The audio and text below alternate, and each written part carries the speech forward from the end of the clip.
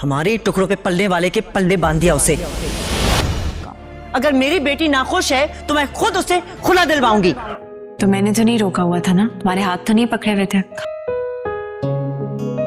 सुबह से कुछ नहीं खाया मैंने। मेरे सामने ये कोशिश मत किया करो प्लीज।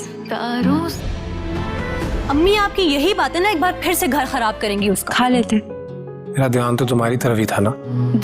इतने अच्छे तुम हो नहीं, इसलिए तू जो मिल गया तो सगी औलाद है वो मेरी, खाम में से भर गई। बीजान, आयला को अभी तक ऑन पर यकीन नहीं आ रहा। ऑन बेचारा उसकी खातिर दर बदर की ठोकरें खा रहा है। इतना कुछ जानते बूझते हुए उसे अपना नाम दिया, अपनी इज्जत दी, लेकिन आयला को ये इज्जत रास नहीं आ रही। यहाँ पर रो धो कर जो कारनामा उसने सर अंजाम देना था वो तो दे लिया।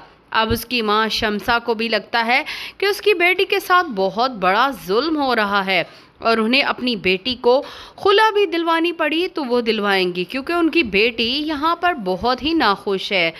जब वो ये सारी बातें बोल रही होंगी तो बीजान भी उन्हीं के पोर्शन में आ जाएगी।